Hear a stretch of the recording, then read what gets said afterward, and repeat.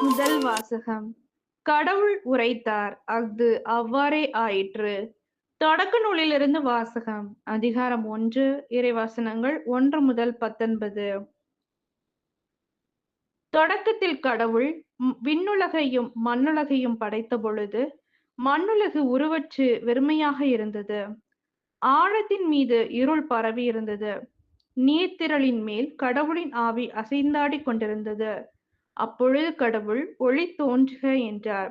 ஒளி தோன்றிற்று. கடவுள் ஒளி நல்லதென்று கண்டார். கடவுள் ஒளியையும் இருளையும் வெவ்வேறாக பிரித்தார்.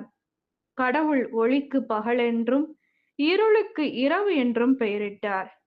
மாலையும் காலையும் நிறைவுற்று முதல் நாள் முடிந்தது. அப்பொழுது கடவுள், நீர்த்திரளுக்கு இடையில் வானம் தோன்றுக, அது நீரினின்று நீரைப் பிரிக்கட்டும் என்றார். கடவுள் வானத்தை உருவாக்கி, வானத்திற்கு கீழுள்ள நீரையும் வானத்திற்கு மேலுள்ள நீரையும் பிரித்தார். அது அவ்வாறே ஆயிற்று. கடவுள் வானத்திற்கு விண்ணுலகம் என்று பெயரிட்டார். மாலையும் காலையும் நிறைவுற்று 2ஆம் நாள் முடிந்தது. அப்பொழுது கடவுள், விண்ணுலகுக்கு கீழுள்ள நீரெல்லாம் ஓரிடத்தில் ஒன்று சேர்ந்த உலர்ந்த தரை தோன்றுக என்றார். அது அவ்வாறே ஆயிற்று. கடவுள் உலர்ந்த தரைக்கு நிலம் என்றும், ஒன்று திரண்ட நீருக்கு கடல் என்றும் பெயரிட்டார். கடவுள் அது நல்லது என்று கண்டார். அப்பொழுது கடவுள், புற்பூண்டுகளையும் விதை தரும் செடிகளையும் கனி தரும் பல மரங்களையும் அந்தந்த இனத்தின்படியே நிலம் விளைவிக்கட்டும் என்றார். அது அவ்வாறே ஆயிற்று. புற்பூண்டுகளையும் விதையை பிறப்பிக்கும் செடிகளையும் கனி தரும் மரங்களையும் அந்தந்த இனத்தின்படி நிலம் விளைவித்து, கடவுள் அது நல்லதென்று கண்டார். மாலையும் காலையும் நிறைவுற்று 3ஆம் நாள் முடிந்தது.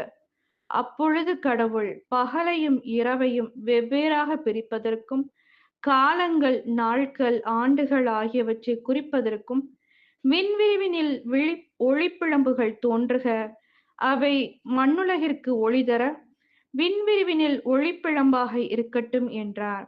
அது அவ்வாறே ஆயிற்று. கடவுள் இருவரும் ஒளிப்பிழம்புகளை உருவாக்கினார். பகலை ஆள்வதற்கு பெரிய ஒளிப்பிழம்பையும், இரவை ஆள்வதற்கு சிறிய ஒளிப்பிழம்பையும் மற்றும் விண்மீன்களையும் அவர் உருவாக்கினார். கடவுள் மண்ணுலகிற்கு ஒளிதர விண்ணுலக வானத்தில் அவற்றை அமைத்தார். பகலையும் இரவையும் ஆள்வதற்கும், ஒளியையும் இருளையும் வெவ்வேறாக பிரிப்பதற்கும் அவற்றை அமைத்தார். கடவுள் அது நல்லதென்று கண்டார். மாலையும் காலையும் நிறைவுற்று 4ஆம் நாள் முடிந்தது. இது ஆண்டவரின் அருள்வாக்கு. இறைவா உமக்கு நன்றி.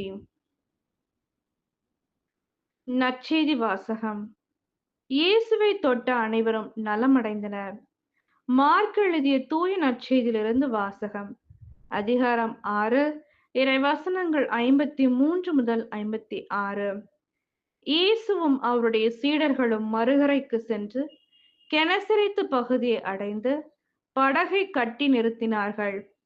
அவர்கள் படகை விட்டு இறங்கிய உடனே மக்கள் இயேசுவை இன்னார் என்று கண்டுணர்ந்து அச்சுற்று பகுதி எங்கும் ஓடிச் சென்று அவர் இருப்பதாக கேள்விப்பட்ட இடங்களுக்கெல்லாம் நோயாளர்களை படுக்கையில் கொண்டு வர தொடங்கினார்கள்.